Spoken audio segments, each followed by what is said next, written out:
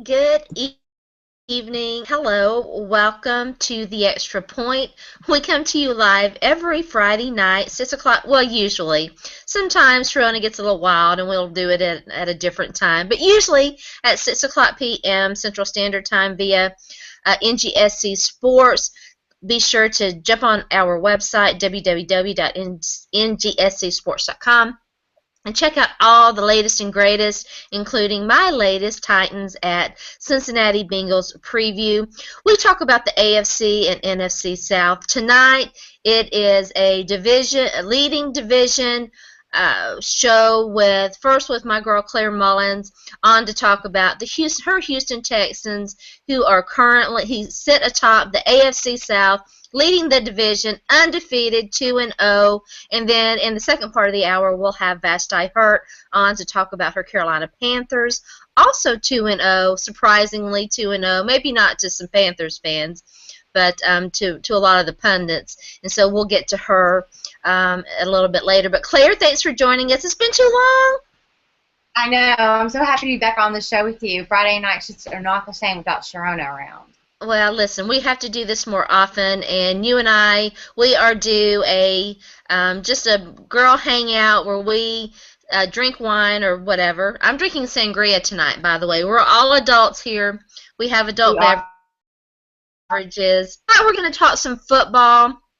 I, by the way, am wearing my Javon Curse jersey. Big shout out to the Freak for his preliminary entrance onto the Pro Football Hall of Fame ballot. And one of my favorite Titans, so I have to represent. But we're not talking Titans. We're talking Houston Texans. Talk about whatever you want. 2-0, Claire. Who would have thunk it? Well, I mean, considering that most people went into the season saying, if we actually play in every football game, if we just see improvement this season, then we're happy with Bill O'Brien's first year as a Texans head coach. And here we are. I think they're really so far outperforming expectations. It doesn't look like the same team so far that maybe impresses you and then falls off pretty quickly. But again, I've thought that before, and then that team will impress me and then fall off. So we'll see. This is Houston. You learn as sports fans not to get your hopes up too high, right? Particularly when your team is coming off kind of a sucky year. Exactly. We've all been, well, at least you and I have been there. We've been there. Well, I've been there far more often than you have, but still, I know you know how it feels. All right, so the Texans, Ryan Fitzpatrick, Fitzmagic, everybody. I was one of Ryan Fitzpatrick's big defenders when he was playing for the Tennessee Titans. I love the guy. He's probably one of the hardest working players in the league. Great guy, great teammate, and he's doing really well for the Texans. And you really hear that a lot. I feel like maybe Bill O'Brien keeps his leadership behind the scenes in Houston so far. I don't feel like the Houston fan base is very acquainted with Ryan Fitzpatrick at all, other than just what we know about him from being in Buffalo and Tennessee. He's very smart. He is a quarterback who can make plays. He can run. He can scramble. He's also somewhat turnover prone, as you well know. And I feel like we've been really lucky to avoid that. I don't feel like we know enough about him around here, but we've been lucky to avoid any of the bad stuff so far. So right now he's kind of just he's riding the laurels of not having screwed up yet, and that's a big accolade in Houston. Don't screw up. He hasn't turned the ball over, and he's 2-0. It's hard to hate on that. They're not throwing the ball an awful lot. I mean, the run game looks really good. So far, so good with Arian Foster. The health concerns about him have subsided a little bit, although I think that you do have to still wonder, is it going to last the season? Can it last and all? Can it last and all that? But still, so far so good. The Texans. Let me throw out the stats here because I was just looking at it. The Texans right now in passing yards, they're 30th, averaging 172.5 yards per game. They are 8th in the league through 2 games. 2.1. Can we count last night? That's a game. Uh, Eighth. Oh my God, how awful! Eighth in rushing. Opponents' passing yards on defense, 23rd. Opponents' rushing yards, 18th. The defense isn't quite as strong as perhaps you might have thought, but they're getting the job done, right? well, and I think that we're looking at, okay, I feel like on teams that aren't my own team, I rely so much on statistics to get me through to understand what the team is doing on the field. But if you look at the Texans' defense last season, they were statistically really, really strong throughout the whole year. Yeah. But they weren't making any big plays. They were horrible in the red zone, and a lot of teams were taking over in the red zone because they had a short field because we were throwing interceptions. So if you look at this team is making big plays. They are they are tied for second in the NFL for turnover differential, and that is such a change from last season. The turnover differential in Houston was plus 20 or minus 20. We gave it up 20 more times than we got it, basically. Yeah, that's terrible. What are they right now? They are plus 2.5, which is second in the league, and then we're going against the Giants, who are -3 in that category. So as long as Eli's playing and not Ryan Nassib. Poor Eli. Gosh, I legitimately feel bad for Eli Manning. This show is not about the New York Giants. I'm very interested to when the Titans play them to talk to some Big Blue writers about that situation. Who knows who's going to be starting for them? Claire, from your perspective. Well, let me back up a little bit. You mentioned Bill O'Brien. 2 games into the season. It's early yet, small sample size, but give me your thoughts on the job that he has done thus far. I don't think anyone's been anything but impressed. He hasn't had that rookie coach goof up where you send the wrong personnel in, or there's even 12 guys on the field. We haven't even had any of these crazy little mishaps that first-year head coaches often have. He hasn't made any bad calls as of yet. He's putting J.J. Watt playing on offense and scoring a touchdown. I know, at tight end, and they're going to do it some more. Yeah. He said they're not finished. So it's kind of hard to have any fault with him yet. And he handles the media so well. You just love how he's just like this Boston kind of, and he's not a know-it-all type. He's just very matter of fact. This is what I do, and take it or leave it. I don't have to explain myself to anybody, and it's kind of refreshing. Yeah, yeah. How would you compare his style to Gary Kubiak's? Gary Kubiak wanted everyone to be happy with him, and that's just, he's from Houston. He's a Southern boy. That's just born and raised. That's the way people often are when they're from around here, as you know. They want everyone around them to be happy, and darn it, you can't always keep everyone happy. No, you can't. And sometimes you just got to tell it like it is. This is what's best for the team. My job is to do what's best for the team. And if everyone's not happy, that's too bad. We have to do what's best to make this team better. And I feel like Bill O'Brien in the future will be the guy to do that when the time comes. If you had to pick, I know that it's hard, but if you had to pick one thing that has stood out for you in the first 2 games, and it could be something that we've already talked about, but I'm curious, what has stood out for you the most in terms of the Texans' success? I would say the offensive line really has played better than I think we thought they would. It's been 2 games in, and we were really worried about it in Houston. There were some inexperienced players on the offense, players, Derek Newton, Xavier Suafilo. I mean, we had Ben Jones, some younger guys who we weren't sure about. And then Chris Myers had a rough first game, but this last game against, of course, the Raiders, as everyone keeps reminding me, we played the Raiders last week, and so look, you play the teams in front of you, right? I mean, you understand, but still, it's a win. Right, and the offensive line played amazingly well, especially if you compare it to what we expected, like, say, the first half of the first game. Yeah, I think that I would have probably picked that too. I think that the offensive line has done a nice job. Jadeveon Clowney, you didn't get much out of him before he injured, and he's been dinged up a little bit. Is there cause for concern there yet, Claire? So hard to say, Sharona. I mean, he's a big guy who's inhumanely fast. I mean, he's just ridiculous for such a large human being. Superhuman. Speaking of, I mean, very, very Javon Cursish. Yes, he is. He does Yes. have to him for sure. It's definitely funny that you mentioned that. So you hope it's not anything in particular, but he's probably been working out harder than he has in his whole life. Mm-hmm. I mean, he's naturally very athletic, obviously, but he's in the NFL now. He's probably straining things that he didn't strain before, and he's just so big, he probably lifts a whole lot more weight than we can even fathom. So I'm going to attribute it to that right now and hope that it's not a curse. But when we drafted him, that was one of my big concerns, was that we didn't see him go at full speed last season. He sort of chilled out a little bit, and he admitted that. So I don't know. We'll see what we get with him. I'm very hopeful that he can play like he did, at least, you know, in the preseason. What week is he projected to be back? He's supposed to be out 46 weeks, so that would be, I think, week 5 to 7. And when is your bye this year? Oh my gosh, it's like week 8, I think. Yeah, I think it's around the Titans, which was the case last year too. And I believe the Titans have a week 9 bye this year. Okay. Although don't necessarily hold me to that. One of the things. I'm such a week by week girl. I don't even pay attention that far in advance, to be honest.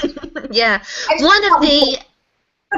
Yeah, I mean I do, but it's not one of those facts that I'm gonna like take a brain cell and store it, right? You know, because it's so easy to look up, and you know, if I'm hanging out at a bar and I'm talking sports with a guy, and that's a fact that he thinks I should know, well, you know what? Sorry. Sorry, you can't use your phone properly to look it up. Sorry, man. High five anyway. So, one of the things that stood out for me as I was kind of looking at your stats, Jonathan Joseph leads the team in tackles. That's not usually a good sign. What's going on there? It's really, really difficult to say. Jonathan Joseph, when healthy, he can go crazy. And also, you'll see DJ Swearinger back there at the line of scrimmage a lot, making plays that you don't really expect. Yeah. But they're just playing these Darnell set up, and they're really rocking them. They're doing things with this personnel that I don't think anyone saw coming. So they have, I don't know, it's been fun to watch. It's just a lot different than it's been. Well, you and I are big fans of DJ Swearinger, Jungle Boy Swag. So, yeah, so have to talk about him. But I want to take a moment to welcome my wonderful co-host from our morning radio show. Vashti Hurt is here. She's going to talk some Carolina Panthers with us. Vashti, I don't think that you've had an opportunity to meet Claire yet. Claire is one of my sisters at NFL Female. She is one of the hosts of the Wednesday Night Female podcast. We definitely need to get her on the show because she is a hoot and a lot of fun. And, hey, all the AFC South talk you can handle. Hey, Claire. Nice to meet you. Hey, Vashti. How are you? Thanks for letting me join your gig. Oh, gosh. It's been a day. But I think it's been a day for everyone. Vashti, you may not have got to hear the beginning. I chose you two deliberately, not just because you're two of my favorite people in the entire world, but also because I'm so proud that both of your teams are leading their respective divisions, both undefeated, both a little bit surprising for really for both teams, although the Texans were definitely projected to take their division last year. So kind of a not really an overcoming adversity show, but a shout out show to two teams that are, you know, really out there doing well when a lot of people didn't necessarily expect that to happen. So, all right, DJ Swearinger.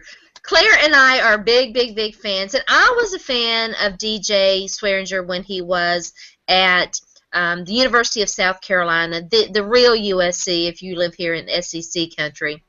How he struggled a little bit his first year, Claire. How is his second season I know it's just 2 games, but how has his second season compared to his first? He's just he's making a habit of getting his nose in where the ball is.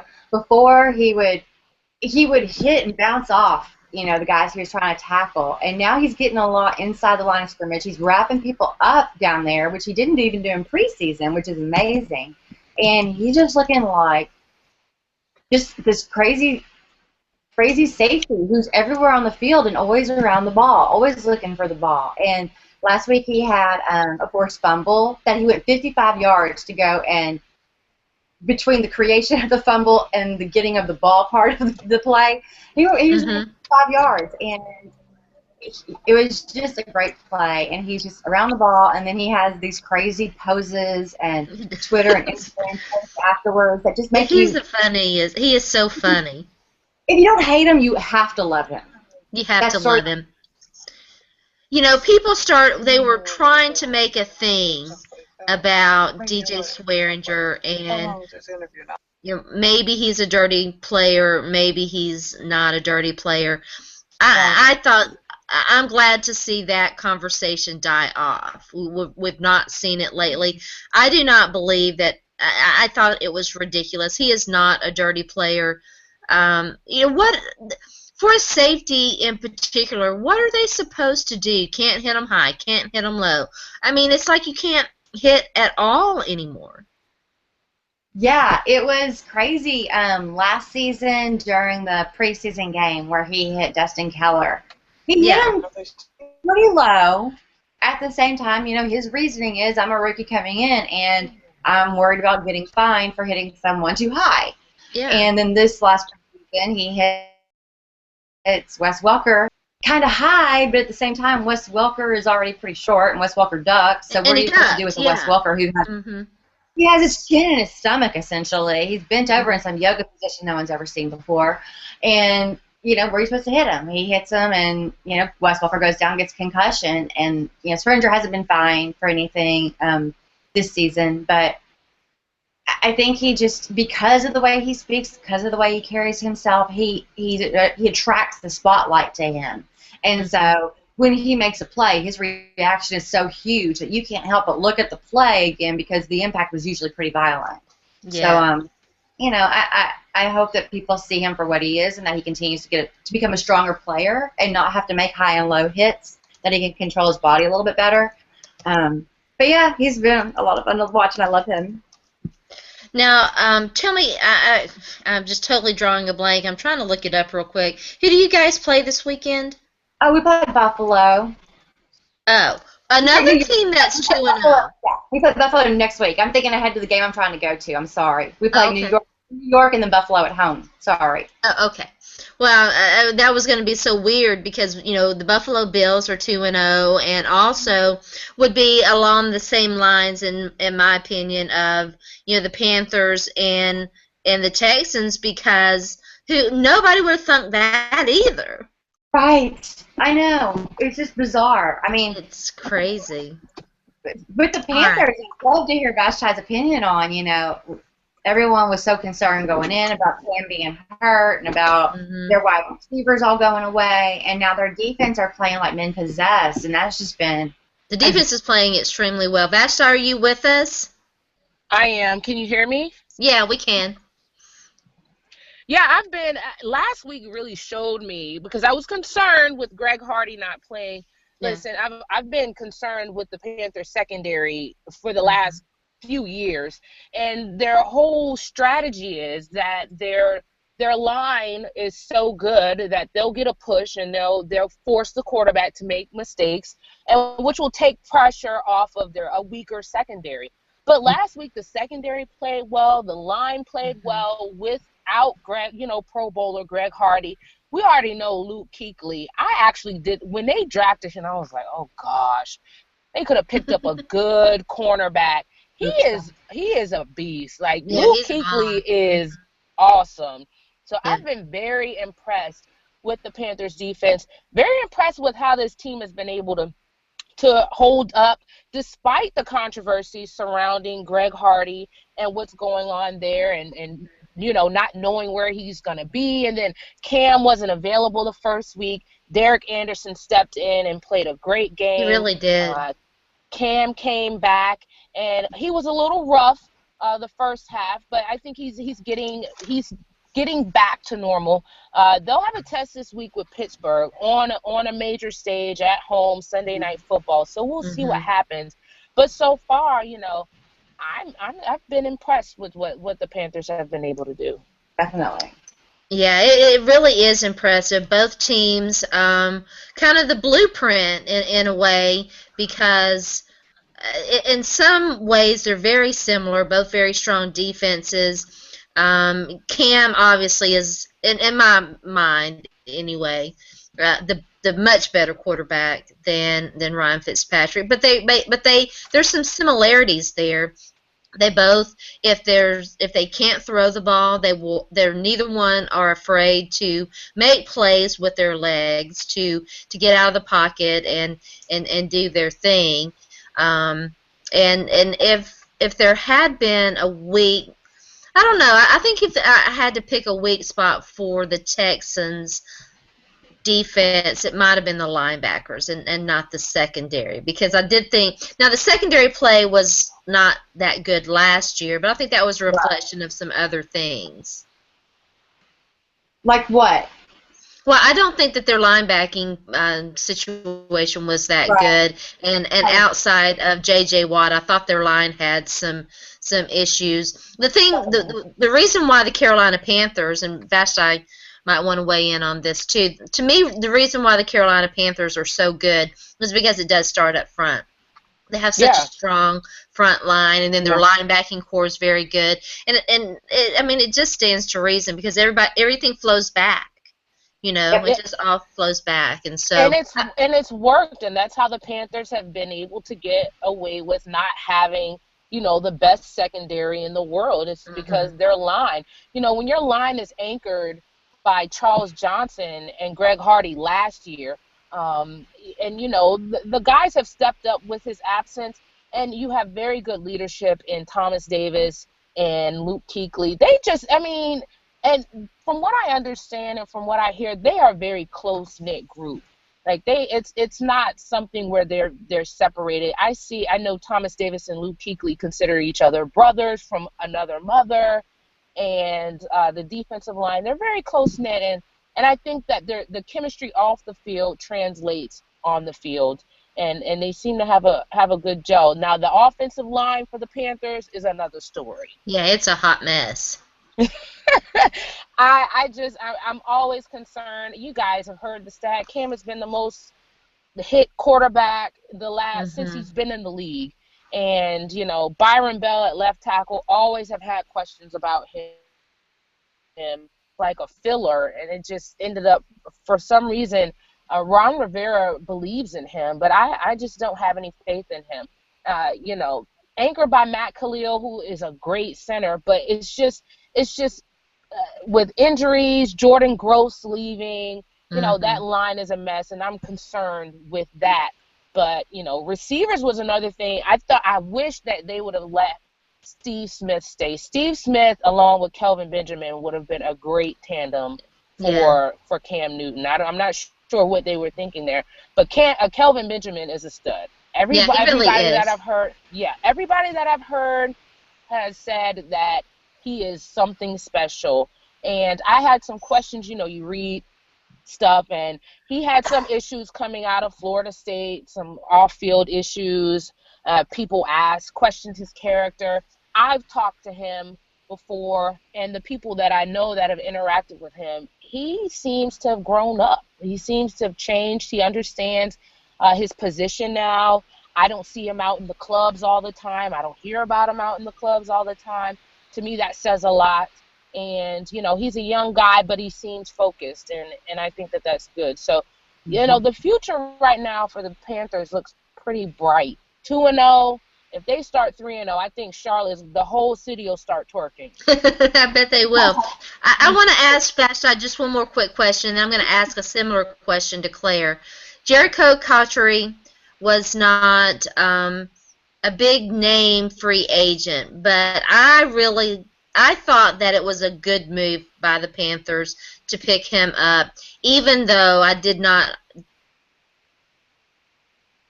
like you, let Steve Smith go. How, from everything I've read, it sounds like he is really fitting in well there. How important has he been to the development of Kelvin Benjamin? I think he's been good.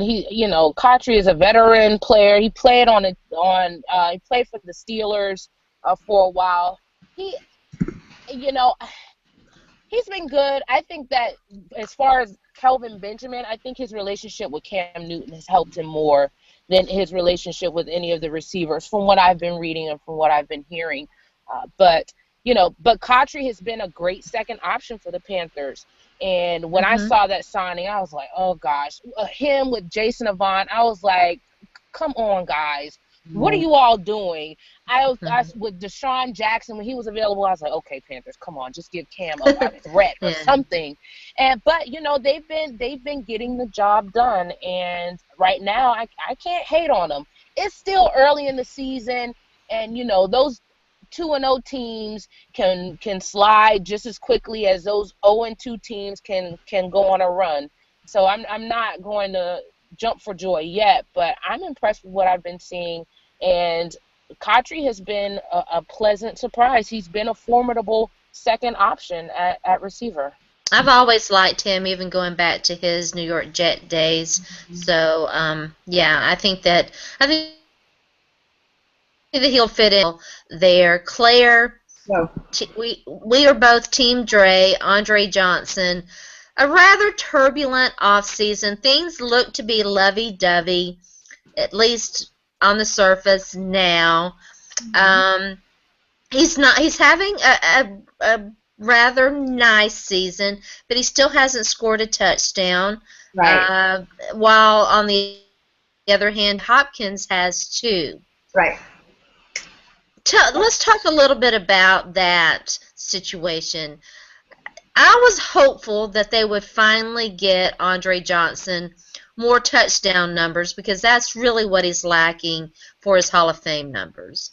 Oh, absolutely. It's been an argument I've had many times with Houston Texans and NFL fans in general. It's like, yeah, Andre Johnson is a prototypical Hall of Fame sort of guy. He just played on the wrong team with the wrong quarterback. Shaw would throw short, he'd throw to running backs, he'd throw to tight ends, and that's the quarterback with him Andre Johnson spent most of his career. And so now you bring in Ryan Fitzpatrick, and you think something new is going to happen here. Well, I don't know that it's anything. I could just be making something out of nothing. But Andre Johnson is the one who kind of started to hold out whenever the team said that Ryan Fitzpatrick was going to be the QB. And they didn't take a quarterback in the draft, and then Andre definitively said, no, I'm pretty fed up with the team, whenever pretty much right after Ryan Fitzpatrick was, named that he was going to be the starter. So I don't know if that has anything to do with it, but it's a point that I think people should consider. At the same time, he wasn't in some of camp. He missed some of that. I don't know if he's not catching on to the offense. He's a pro, a veteran. You would imagine he'd be able to catch on. It could just be that on the plays where they want him to get open, he hasn't been able to get as open as DeAndre Hopkins. So it can be a combination of things. I'll worry about it if we get, to like week 4 and he still doesn't have any touchdowns. Then it'll start to be a pretty big concern. Yeah, I think that it's curious. I'm with you. Are we making too much about it? Are we not making too much about it?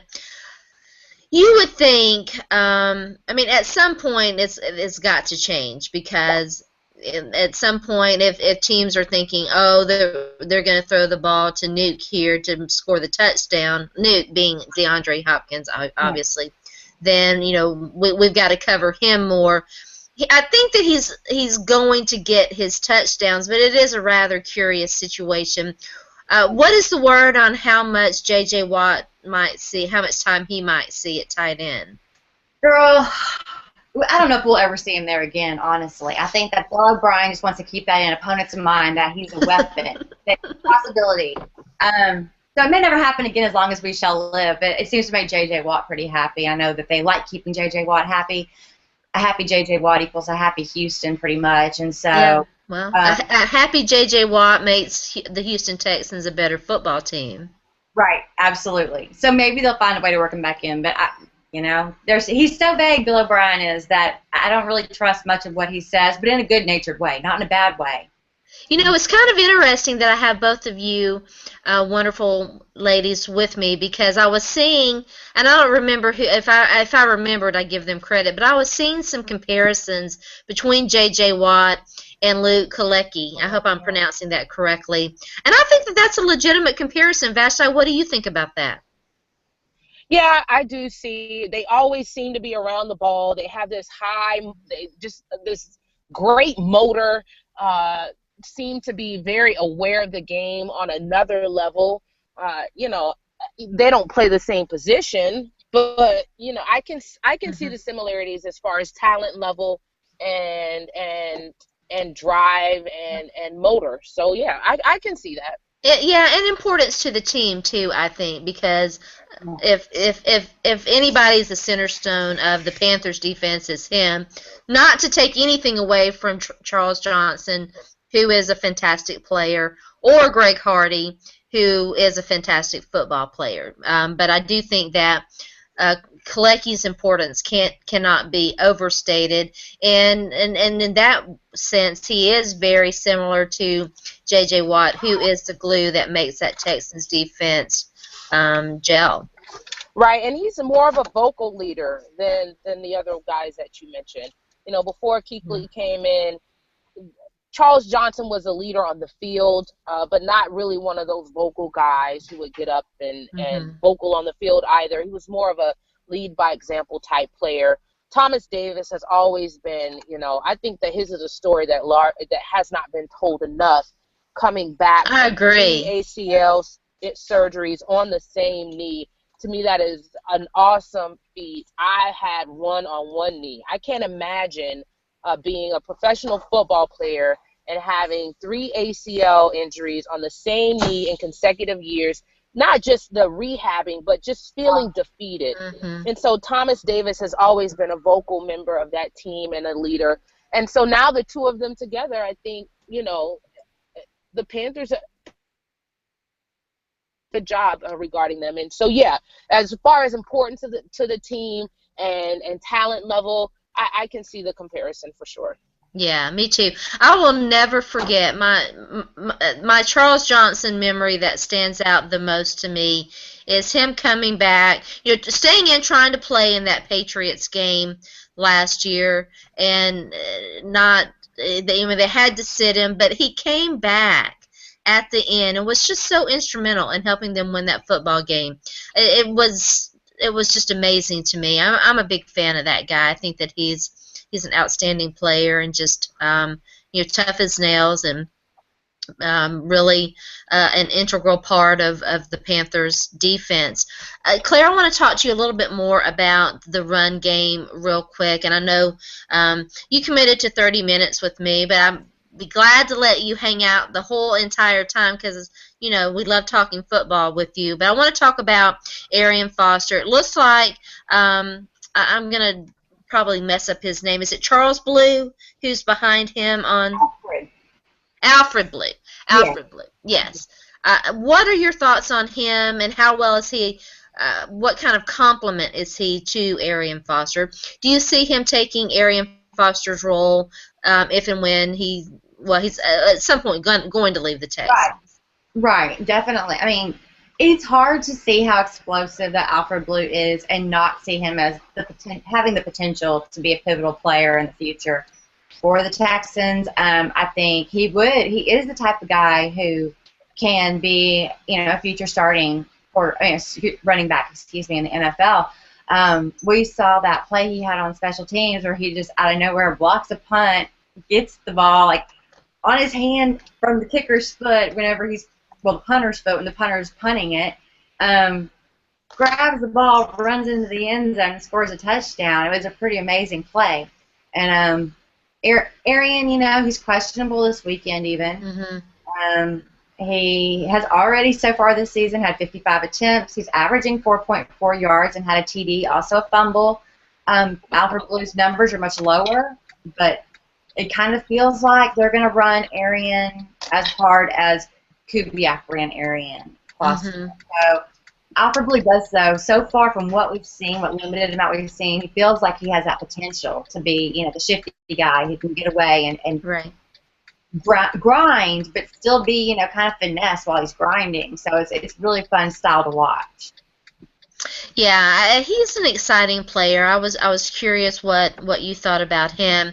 I want to ask Vashti about the running game, and then I want to talk just a little bit about the two respective divisions, and particularly with Claire, I want to get her thoughts on the Indianapolis Colts, who are currently 0-2. But first, Vashti, D'Angelo Williams doesn't sound like he's going to play this weekend. Jonathan Stewart, it sounds like he's going to be the guy.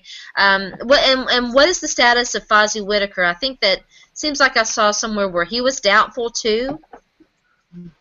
Yeah, from the last I heard, Fozzie Whitaker was doubtful. Jonathan Smith is going from all accounts that I've read, he's planned to be the starter on Sunday night. I don't know what's going on with D'Angelo Williams. Quite frankly, he's been a non-factor for the last, since last season. Basically, and I don't know whether it's age or we all know what happens to running backs as they get older. But Jonathan Smith had a great game last week on my fantasy bench, by the way. But he had a decent game, and I think with him coming off of injury, he seems really hungry to get back on the field and prove himself again. And if he can do what he did. That's always been his issue, is staying healthy. Right, and hopefully he'll be able to stay healthy this year. I think he missed like 6 games last year. Yeah, and then he sat out like half a training camp. So there have been ongoing health issues with both of those players. After they both had 1,000-yard rushing seasons, and the Panthers gave them all that money, it's like been downhill from there, literally. But Jonathan Stewart, from what I saw last week, I'm holding out faith. But, they have formidable options. Fozzie Whitaker, I don't know. Maybe his health will get up. But the coaches seem confident with D'Angelo being able to come back and be healthy. And also Mike Tolbert. Yeah, I was going to ask about him. Mm-hmm. Tolbert is healthy. He's always been a great goal line option with his big self.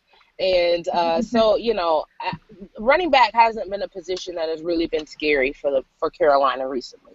Yeah, and they've got another guy. Right now his name escapes me, but they also have another guy I know as an option, and he's kind of waiting in the wings too, a young player that they just drafted. So they've definitely got options. Really, though, for the Panthers, Cam is the he's the ingredient that makes that run game stir. I mean, he stirs it, right? He's because he's so hard to take down, and he's so elusive when he does get out there and run. And that's my question. Everybody, Cam needs to stay in the pocket more, and but to me, he's an instinctive type football player, and he performs the best when he's just going off of instincts. Now, I do, of course, he needs to learn how to throw and maybe not always run. But his second season, I just like him when he has the freedom to be able to get out of that pocket and run, because he's so good. He's such a big guy that it's hard to bring him down, and I just don't like to see offensive coordinators stifle these guys talent-wise. Yeah. Mm-hmm. Yeah, we saw that this weekend with Jake Locker, another guy. Of course, now Jake's been injured way more than Cam, and unfortunately for him. But we saw him early on in that game. He had an opportunity to pull the ball down and run with it, and he hesitated. He's thinking too much. He's on his third offensive coordinator, and I really hope that he settles in and starts to feel a little bit more comfortable in that offense. Claire, the Indianapolis Colts, 0-2. The Houston Texans 2-0, the Tennessee Titans 1-0, one game back, one game out from the Houston Texans, and the Jaguars obviously 0-2 as well. But who would have thought?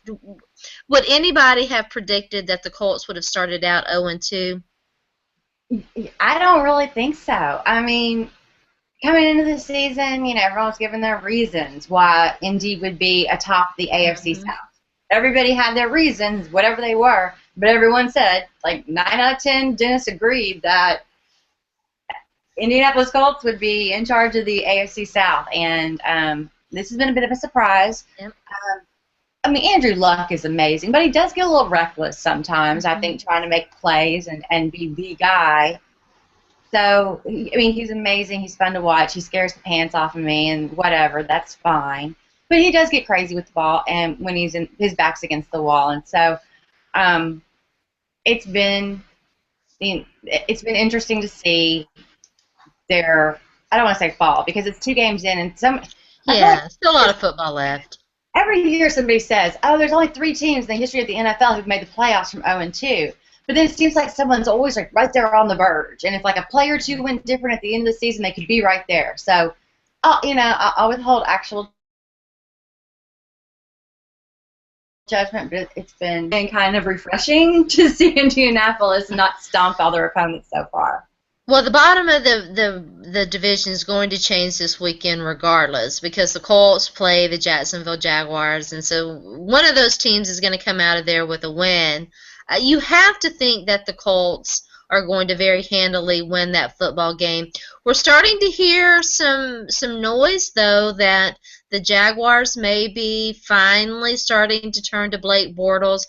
Could happen in this football game. Could maybe change things up. Oh, wow. I don't think I've even heard this before. I've been so focused on big, like, macro NFL issues that I may have missed this news entirely. That would make things pretty exciting, I think. Yeah, it would. I think that it would totally change the complexion of things. Yeah, because if you look at their stats going into, I guess, this week, Jacksonville is basically within the bottom 3 on both defense, offense, passing, and rushing. I mean, it's just been pretty deplorable so far. And you wouldn't imagine that with a Gus Bradley-led team. But they appear to be worse than they turned out being last season, and it didn't look like on paper they had gotten worse. So maybe Blake Bortles is the answer. Maybe that's what it takes to jazz them up and get them involved in an actual football game. Speaking of the macro issues, I do want to ask Vashti about the NFC South, but and I know that she was out and about. Claire, did you catch Roger Goodell's press conference? Yeah, I caught it. All right, we're gonna spend a few minutes talking about that, but before we do, I do want to touch on the NFC South. Vashti, we talked about it this morning. The Bucs are horrible. They're terrible. They got spanked hard by the Atlanta Falcons last night in a game that wasn't really even a game. The NFC South, right, and the Saints have not won a football game yet. Right now, it is between the Carolina Panthers and the Atlanta Falcons. 2 teams that a lot of people, including me, I own it, including me, thought would be at the bottom of the division. Weird times, huh? Very weird. Well, okay, wait. Not that weird. I expected Tampa Bay to be bad. I didn't expect them to be this bad. Yeah. I didn't expect them to be like bottom of the barrel. We're scraping the barrel like unequivocally the worst team in the NFL bad. I know. So, and usually the NFC South is one of the tougher divisions in the NFL. Now, the Saints, that was a shocker because although I'm in Carolina territory and I am a Panthers fan, I expected the Saints to win this division. And I'm not sure what's going on there. I don't know why but I'm not counting them out. I just can't count out Drew Brees, and I can't count them out. Now, Atlanta looked really good last night. They looked really good last night, but they didn't look that good last week. So No, they I didn't. just don't know. I don't know what to expect from any of these teams. Yeah. I'm still on the fence with Carolina because maybe I just don't want to get too happy and have my hopes and dreams crushed. But Claire and I said the same thing, Vashti. We said the exact same thing. Yeah, I don't want to get too happy-go-lucky, but right now the Panthers look like they're the team to beat in the NFC South, and I'm shocked that I'm saying that because we've heard the statistic that there have been no teams that have won back-to-back NFC South championships, and usually when you have that history. It plays a big role in this, but right now, Carolina may be the first team to win back-to-back NFC South championships. I think that would be a great thing. I think it would be a great thing too. I will very, very happily eat crow with some hot sauce, by the way, if they manage to repeat. I think that it would be very cool. I'm all for it, and I hope that it happens. So I guess we will see. Just as long as we don't see San Fran in the playoffs again. Oh my gosh. Yeah. Well, San Fran is having issues of its own. Colin Kaepernick, who is one of my fantasy football quarterbacks, he is scaring me so badly that I almost went out and picked up Fitzmagic, Claire. Oh. I know, but I mean, right now, Fitz is one of the better fantasy quarterbacks, so I might actually end up doing it. I was sort of kind of waiting to see what happened injury-wise. If I did that, I would have to drop Noshawn Moreno or somebody else, and I'm just not inclined to do it yet. All right, I don't typically do this, but it's big news, and I want to talk with Claire since she got a chance to and get Vashti's thoughts on it too. Vashti, I can't wait because I missed it. I've been in the streets. It was a hot mess. Was it, Sharona? It was a hot mess. I am rather confident that Roger Goodell's days as NFL commissioner are now numbered. Wow. I do not think there is any way he is going to survive this. Claire, do you? It's hard to imagine that he comes back from this. It was all fun. It was all fun and games, and everything was going fine. And I'm so sorry, but I have control. We're going to make it all right. You kept saying the word right. And then he allowed the questions, and then he didn't have answers. And he just kept saying the same thing over and over. And it got under my skin. Apparently it didn't bother so many people. But whenever he told Sean Payton, ignorance is not an excuse. And he told us over and over, I screwed up. This was my mistake. I'll make it right. Really? Well, what about the people who you took out of their job for a whole year? And the people you used to spend all the time for making mistakes. Whenever you screw up, you don't even consider resigning? Because that's exactly what he said today. Yeah, basically the press conference was Roger Goodell saying that he had messed up and had made mistakes, but they were committed to correcting it. But then after the press conference was over, and by the way, big ups to Rachel Nichols for asking some really tough questions in there. Definitely one of the bright spots out of this conference was getting to see some women asking some tough questions. But the more interesting thing to me, after the press conference, Outside the Lines dropped a bombshell. If you have not had a chance to read the Outside the Lines article and commentary associated with that, because Keith Olbermann also released something too. Haven't had a chance to see that. Just know that he did that. But I did scan and read a lot of the OTL thing. Basically, the Ravens knew. The Ravens knew within hours what the contents of that videotape was. John Harbaugh wanted to release Ray Rice per this report. What? John Harbaugh wanted to release this report. He was overruled by Ozzie Newsome and the Ravens owner. And the Ravens owner and Ozzie Newsome and higher-ups in the Ravens organization told the NFL what they wanted the NFL basically to do to Rice was just issue a 2-game punishment, and the NFL fell in line and basically did that. And so what we're seeing now is a backlash from that, and it really kind of outlines the fact that neither the Ravens nor the NFL were honest about the investigation, about what they knew, about when they knew it, and I'm rather curious to see what happens from here.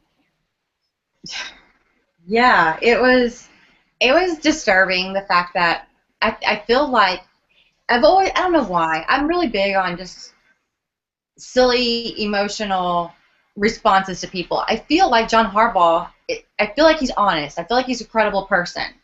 I feel like there's a strong possibility he wanted to let Ray Rice go, and he was told he couldn't. And then he was forced to go out there all summer and support this guy he didn't believe in. That was one of the more surprising things to me, was how John Harbaugh reacted and how I would have supportive. never thought that. Yeah. That shocked me. That I lost some respect for John Harbaugh over that whole situation, although I'm starting to regain it now. The other thing that's rather curious and disgusting and all kinds of awful is that the Baltimore Ravens, knew what happened in that elevator. They knew. Vashti, just to give you a little glimpse into it, the Ravens director of security called, I believe it was either the owner or Ozzie Newsome, and I'm going to say the word because we're adults here. Not safe for work, by the way. His description of the videotape it was the attorney. Yeah. Anyway, the description of the videotape among higher ups in the Ravens organization, it's fucking terrible. Wow. Now, given that they went ahead with the shameful press conference where they put Janae Palmer Rice up there in front of everybody and made her apologize for what happened in that elevator, and I can't imagine what kind of lack of moral compass somebody would have to think that was a good idea. Yeah. It's disturbing. I mean, I don't really have a lot of words to add to it. Those are the facts, and the facts are out there, and, I can tell you. Did anybody ask Roger Goodell if he'd seen the tape ahead of time? Yeah, he was not answering any questions.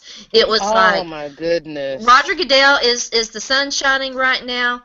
Oh, hey, we've got some really nice items on our lunch menu. Would you like some French fries with that? Mm-hmm. I mean, that was basically. It was that bad, guys. He was not answering questions. He was sticking to, we've been working hard. We're gonna work hard to correct this. By the way, did you know that we hired some women to come in here and help us on this? I don't know that anybody right now is defending that press conference. I haven't seen any evidence of it. I've seen a lot of evidence that people did not think that it went rather well. And another thing that I found curious, that I had an article that I had to finish, so I didn't get a chance to look for it. But after I was working on my Titans at Bengals preview, after I got it done and filed, I went out there and tried to find a transcript of that interview, and it's like 3 hours later. You can't find it anywhere. And it's all his press conferences are always available. So rather curious times right now in the NFL. I guess we'll see. I'm sure that there's going to be further fallout from this. I'm curious to see what happens. But back to football. Give me your prediction, Claire, for the game this Sunday with the Texans. Well, everybody in Houston seems to believe that the Texans are going to screw it up and lose to Eli Manning, and that's just going to be shameful. But I'm going to go ahead. Well, I would too. I mean, especially if he's playing and their turnover differentials are just ridiculous. Are they thinking it's a trap game? Kind of, but they're just not good. What has anyone seen about the Giants that makes you think they can trap anybody? They just aren't trappable. They can't trap, whatever the word I want to use is. I saw Jason Paul-Pierre wasn't all that impressed with the Texans. Did you see his comments? No, where were they? Oh, they're on ESPN. I'll send you the link to that. It was pretty funny. Thank you, darling.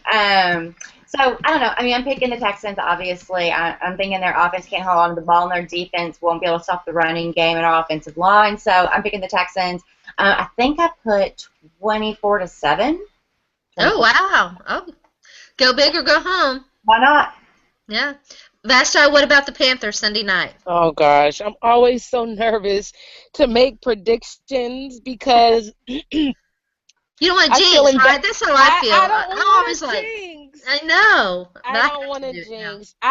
Cam historically plays big on that stage. He likes the lights on him. He likes the attention of not only the world, but his peers in Sunday Night Football. I think he'll have a good game. I'm not really convinced with the Steelers yet. Home field. This will be a big game for the Panthers. I hope Ron Rivera will say, okay, this will show us whether you guys are really, to me, this will show me whether the Panthers are legit, because people have questions. And if they can go out there on Sunday night and perform a la the Falcons did against the Tampa Bay, I'm sure it would never be that lopsided. But, you know, I'm saying if they can go out there with that type of energy, the Falcons came out there ready to ball. And if the Panthers can do that Sunday night on football's biggest stage, I think Cam will have a big game, I hope. And I think the Panthers will win. I think maybe by 10 points. I can't give a number, but I don't think it would be I don't think it would be more than 2 touchdowns, and I can see maybe a touchdown and a field goal. So I'm going to say the Panthers will win. I'm gonna give them that home field advantage. Cam at home under Sunday night lights. I think that sounds about right. I'm really curious to see how the Steelers defense handles the Panthers offense. You know, people expected the Steelers defense to be a lot better. So far, it's kind of a mixed bag. I do like Ryan Shazier and some of their other players. So I guess that we'll see. All right, before we get out of here, I got to let you ladies, tell everybody where to find you and give a shout out to whatever you want, whatever podcast, radio show. I already talked a little bit about the wonderful NFL female podcast that Claire is part of. So Claire, I'll start with you. Thank you so much, Sharona, for having me. It's great to meet you, Vashti. So you can catch me Wednesday night on Wednesday Night with NFL Female. You can find out where that link is by following me on Twitter at TheClaireBear23, like Arian Foster's number, or Michael Jordan's if you want to get technical. Claire is Claire. And I also do a show on Tuesday nights at 9 Central on LateNightSportsRadio.com. And that is the Claire and Carlson show with my friend Andy, who is a crazy Minnesota Vikings person. He is so funny. He's hilarious. So I'm just a zany sidekick who has a nice laugh. So we've all got to do a show together. We really do. That would be great. So that's everything, Sharona. Thanks again for having me. That would be so much fun. Thank you for joining me, because I love you and I love talking not just football but everything with you. Vashti, tell everybody where they can find you. Yes, you can find me on Twitter at Vashti Hurt. That is V as in Victor, ASHTIHURT.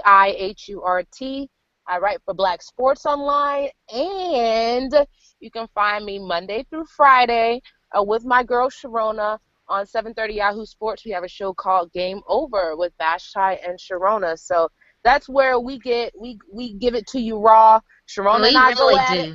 Sharona and I go at it sometimes, and people love it. The fur flies. We do. That's where you can find me. Absolutely the highlight of my day is to do that radio show with Vashti. Well, thanks to both of you for joining me. I'm Sharona. You can follow me on Twitter at Sports by Sharona. This is The Extra Point. We're produced by NGSC Sports. Be sure to jump on there and check out all the great stuff, including the other shows, www.ngscsports.com. Have a wonderful Friday evening, and we'll see you next week. Bye, y'all. Bye.